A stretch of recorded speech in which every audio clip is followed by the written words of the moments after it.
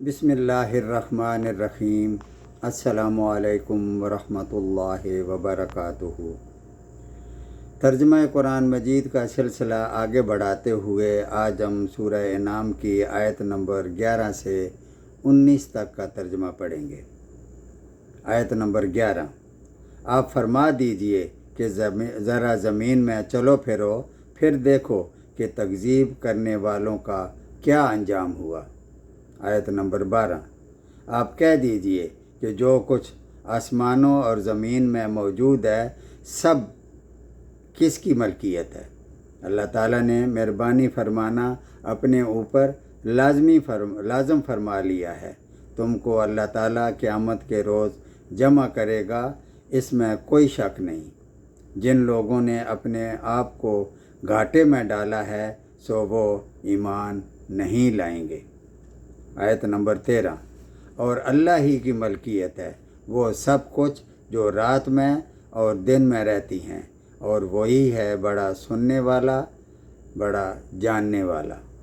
आयत नंबर 14, आप कह दीजिए कि क्या अल्लाह के सिवा जो कि आसमानों और ज़मीन का पैदा करने वाला है और जो कि खाने को देता है और उसको कोई खाने को नहीं देता, यानी वो इन चीज़ों से बेनियाज है, और किसी और को माबूद करार दूं। आप फरमा दीजिए कि मुझको ये हुक्म हुआ है कि सबसे पहले मैं इस्लाम कबूल करूं और तू मुशरिकों में हरगिज़ न होना। आयत नंबर 15, आप कह दीजिए कि मैं अगर अपने रब का कहना न मानूं तो मैं एक बड़े दिन के अजाब से डरता हूँ। आयत नंबर 16, जिस शख्स से उस रोज़ वो अजाब हटा दिया जाए तो उस पर अल्लाह ने बड़ा करम किया और ये सरी कामयाबी है। आयत नंबर 17, और अगर तुझको अल्लाह ताला कोई तकलीफ़ पहुँचाए तो उसका दूर करने वाला सिवाय अल्लाह ताला के और कोई नहीं, और अगर तुझको अल्लाह ताला नफ़ा पहुँचाए तो वो हर चीज़ पर पूरी कुदरत रखने वाला है।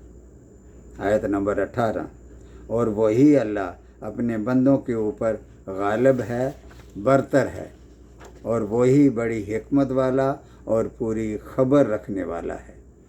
आयत नंबर 19, आप कहिए कि सबसे बड़ी चीज़ गवाही देने के लिए कौन है।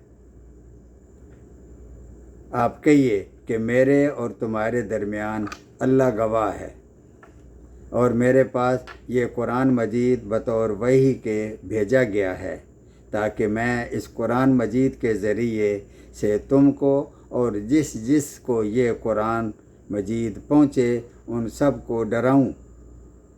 क्या तुम सचमुच यही गवाही दोगे कि अल्लाह ताला के साथ कुछ और भी माबूद हैं। आप कह दीजिए कि मैं तो गवाही नहीं देता।